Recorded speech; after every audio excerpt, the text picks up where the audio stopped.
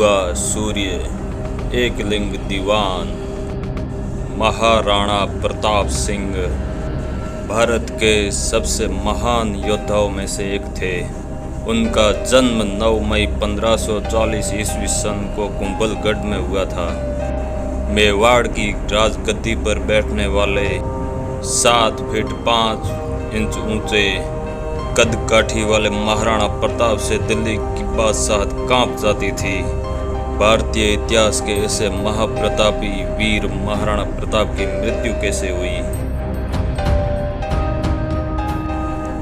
अकबर अन्य हिंदू राज्यों की तरह मेवाड़ को भी जीतना चाहता था, परंतु महाराणा प्रताप ने अपने जीवन के अंतिम समय तक अकबर के विरुद्ध युद्ध का बिगुल बजाय रखा। उन्होंने न सिर्फ अकबर के घमंड को चकनाचूर किया, बल्कि मेवाड़ सहित अन्य राजपूत रियासतों में भी स्वाभिमान की ज्वाला भड़का दी। इसी कारण से इतिहास में कहा जाता है कि जब डूब रही थी कश्ती धर्म की, लगता दूर किनारा था, तब लेकर हाथ में धर्म ध्वजा मेवाड़ी शेर दहाड़ा था। तो दोस्तों, इस वीडियो को पूरा ज़रूर देखें, लाइक शेयर सब्सक्राइब अवश्य करें। चलो अब आगे बढ़ते हैं। वह साल था सन 1596, जब मुगलों ने महाराणा के भय से मेवाड़ पर हमले करने बंद कर दिए। तो मेवाड़ी शेर एक दिन अपने सभी पुत्रों के साथ जंगल में शिकार पर निकले। महाराणा ने सामने आ रहे शेर के मस्तक पर अपना निशाना जमाया। महाराणा ने धनुष की प्रत्यंचा को इतनी जोर से खींचा, उनके पेट पर तनाव उत्पन्न हुआ। यह तनाव एक घाव बना जो वक्त के साथ अत्यधिक गंभीर हो गया और अंततः हिंदुआ सूर्य के निधन का कारण बना।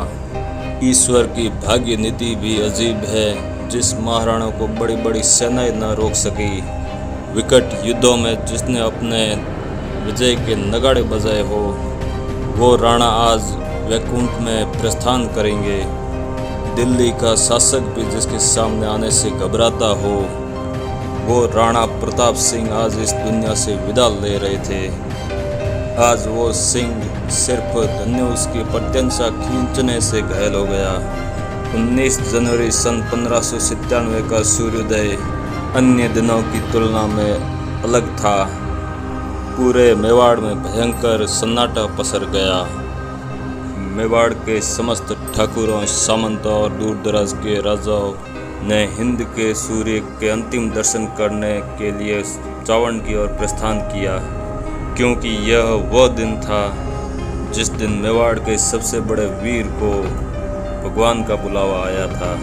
अपने जीवन की अंतिम दिनों में महाराणा प्रताप भयंकर चिंता में मग्न हो गए, क्योंकि उनको पूरा यकीन था कि मुगल मेरे जाने के बाद मेवाड़ को छोड़ेंगे नहीं। क्या अमर सिंह जी मंदिरों, दुर्गों और मेवाड़ की जनता की रक्षा कर पाएंगे? इन्हीं चिंताओं में मग्न महाराणा ने मेवाड़ के अधीनस्थ ठाकुरों से कहा, जब तक एक भी राजपूत जीवित रहे, तब तक मेरी मातृभूमि तुर्कों के हाथ में जा न पाए। ना कभी चित्तौड़ की धरती से केसरिया ध्वज उतारा जाएगा और न ही कोई सूर्यवंशी विधर्मियों की सभा में शामिल होगा।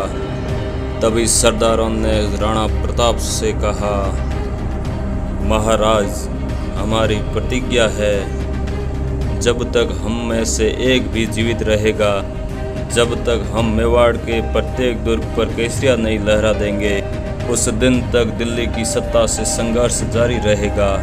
अपने सरदारों के इन वचनों को सुनते ही भारत माता के वीर सपूत महाराणा प्रताप ने अपने इस नश्वर देह को त्याग दिया। यह 29 जनवरी 1597 का दिन था।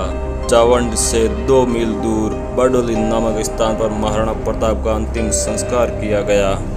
आज यहाँ पर महाराणा प्रताप का भव्य स्मारक बना हुआ है। यह स्थान पूरे भारत में वीरों की तीर्थ भूमि के नाम से प्रसिद्ध है। इस प्रकार एक ऐसे राजपूत के जीवन का अवसान हो गया, जिनकी वीर गाथा आज भी प्रत्येक भारतीय को गौरवान्वित करती है। इस संसार में जितने दिनों तक वीरता का आदर रहेगा, उतने ही दिनों तक महाराणा प्रताप का नाम उगते हुए सूर्य की भांति हमेशा याद रहेगा। आपका बहुत बहुत आभार। आप हमारे चैनल से जुड़े रहिए, चैनल को सब्सक्राइब करें।